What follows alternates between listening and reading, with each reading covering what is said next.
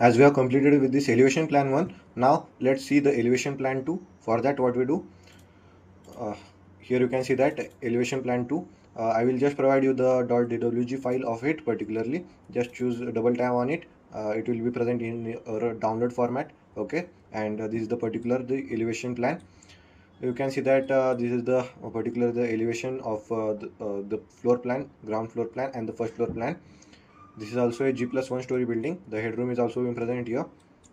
Here the different approach we have taken here. We have added the same data from the resources file, okay, of already made this blocks. Okay, in it you can see that the living room is present and the spiral staircase is present. This spiral staircase is basically present here only. Just type here as a control 2, and when you just go back and choose this house designer, in it you can see that the staircase spiral is present here. Just close it, and you can see that the same spiral staircase is present here. Okay, just close now, delete it now, it is not required.